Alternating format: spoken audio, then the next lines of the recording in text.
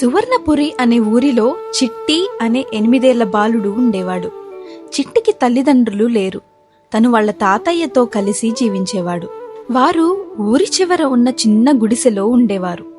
చిట్టి చాలా తెలివైన అబ్బాయి. 10 మందికి సాయం చేసే గుణం ఉన్నవాడు. ఒకరోజు సాయంత్రం చిట్టి చెరువు గట్టున ఇసుకలో ఇల్లు కడుతూ ఆడుకుంటున్నాడు. దానికోసం ఇసుక తవ్వుతున్నప్పుడు చిట్టికి ఒక దీపం కనిపించింది. అమ్మో, ఎంత బాగుందో ఈ దీపం అని అనుకుంటూ చిట్టి తన పాత చొక్కాతో ఆ దీపాన్ని గట్టిగా తుడిచాడు. ఒక్కసారిగా చుట్టుపక్కలంతా నీలిరంగు పొగ కమ్మేసింది. ఆ పొగ మధ్యలో నుండి ఒక జీని ప్రత్యక్షమైంది. చిట్టి, 100 ఏళ్లుగా ఈ దీపంలో నిద్రపోతూ నాకు చాలా విసుగు పుట్టింది. నన్ను నిద్రలేపినందుకు నీకు 3 వరాలు ఇస్తాను. కానీ నాకు నిబంధన ఉంది.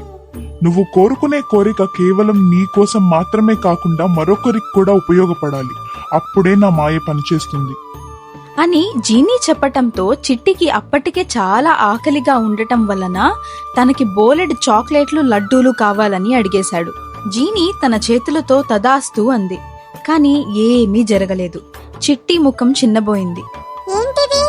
ఏమీ రాలేదే. నీకు నిజంగా మాయాశక్తులు ఉన్నాయా? అదే మరి, నేను చెప్పాను కదా, కేవలం నీ స్వార్థం కోసం కోరుకుంటే నా మాయ పనిచేయదు అని. అందరి గురించి ఆలోచించు అని జీనీ చెప్పటంతో చిట్టి కాసేపు బాగా ఆలోచించి, సరే, మా ఊరిలో ఉన్న పిల్లలందరికీ ఆకలి తీరాలి. ఊరి మధ్యలో ఒక మాయా వృక్షం కావాలి. ఆ చెట్లకు పండ్లకు బదులుగా రంగురంగుల మిఠాయిలు కావాలి అని కోరుకున్నాడు. మరుక్షణం ఆ ఊరి మధ్యలో ఒక అద్భుతమైన చెట్టు వెలిసింది. ఆ చెట్టు కొమ్మలకు రకరకాల తినుబండారాలు వేలాడుతున్నాయి. ఊరి పిల్లలందరూ పరుగు పరుగున వచ్చి ఆ చెట్టును చూసి ఆశ్చర్యపోయారు. అందరూ కడుపు నిండా మిఠాయిలు తిని పండగ చేసుకున్నారు.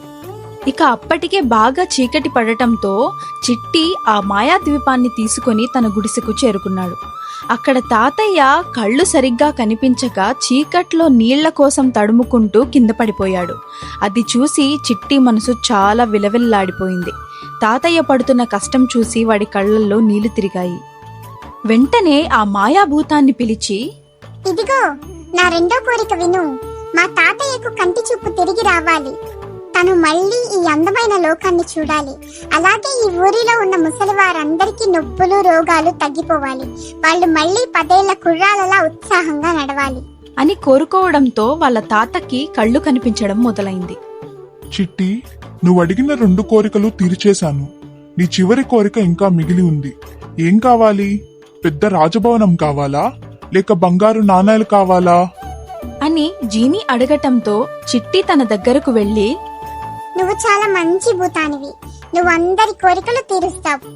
100 ఏళ్లు ఆ చీకటి దీపంలో ఒంటరిగా ఉండటం నీకు బాధగా లేదా? నీకు స్నేహితులు లేరా అని చిట్టి అడగగానే జీనీ కళ్ళల్లో నీళ్లు తిరిగాయి. నిజమే చిట్టి, అందరూ నన్ను కోరికల కోసమే వాడుకుంటారు తప్ప నాకంటూ ఎవ్వరూ లేరు అని జీనీ సమాధానం ఇవ్వటంతో చాలా బాధపడిన చిట్టి, సరే విను. నా చివరి కోరిక ఏంటంటే, నీకు ఈ దీపం నుండి శాశ్వతంగా విడుదల కావాలి. నీకు స్వేచ్ఛ రావాలి. నువ్వు ఎక్కడికి వెళ్లకుండా మా ఇంట్లోనే ఉండిపోవాలి. మనం ఇద్దరం ప్రాణ స్నేహితుల్లా రోజు ఆడుకోవాలి అని అన్నాడు.